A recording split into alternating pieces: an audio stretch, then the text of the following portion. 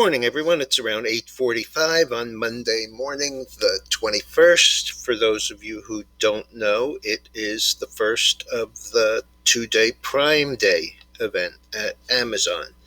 I don't know if you got it, but I, in fact, got a credit that has to be spent today or tomorrow for past business. Okay, so the market looks like it's going to pop back up. It's kind of concerning to me because I was expecting that with a Friday close the way that we had it, we would see follow through to the downside back into the support. This is the typical setup for, having them move higher. The implied openings are Dow up 180, although NASDAQ, which has been strong, is up only 20, and the S&P up only 13. What generally happens in these is we get this big opening to the upside, and then we get a sell-off and a collapse that we should have had on the follow-through down open. Asia and Europe are both lower. The Nikkei was down as much as 4%. There are a couple of reasons for it, and Australia is a good example because they are down because they are basically a commodity-based economy. So when you have things like gold and copper and iron ore and everything else going down as severely as they did the end of the week last week, that really hurts their trade, and we move lower. China is cracking down on Bitcoin miners, all crypto miners really, but they list it as Bitcoin, and it looks pretty extreme. This is a clarification. It's not new news. They had this before, but here's the chart. The chart on the screen is Bitcoin, and my concern is the close right here, which was on the rising 200-day moving average at 32,910. We are below that right now, 32,605. If we don't get back above that MA, which is around 33,000, let's call it 800.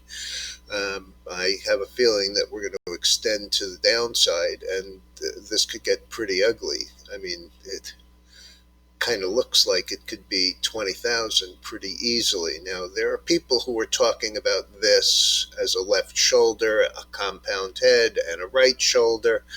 If that were the case, and frankly, I don't think it is.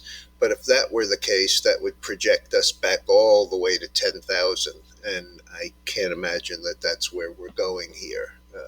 There's just too much participation in it. There are too many people who will average down. And when I say that, I'm not talking about you and me. I'm talking about the Musks of the world or MSTR, who raised more money and came out this morning and said that they, in fact, are going to be and have been buying more Bitcoin. We're down from basically 65,000. We're cut in half right here. I'm somewhat hopeful of a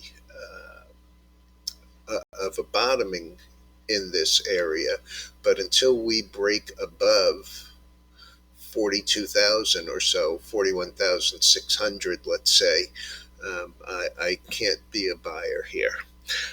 In other news, Pershing Square Tontine buys 10% of Universal Music from Vivendi. This was pre-announced already. This is just the confirmation that the deal has happened and that the valuation on Universal Music is about $40 billion. Raven Industries, RAVN, closed 38.62, down 4.85 last week. This morning, 57.62, up $19 or 49%. CNH Industrial buying the company for $58 a share in cash, and CNHI is 16.20, down 57 cents. So not really much there. And on Tontine, the Pershing Square,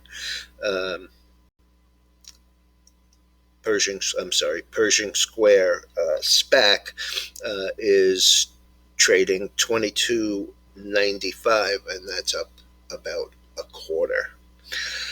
And there's one kind of somewhat confusing comment this morning from American Airlines saying that they're cutting back their July schedule because there's a labor shortage.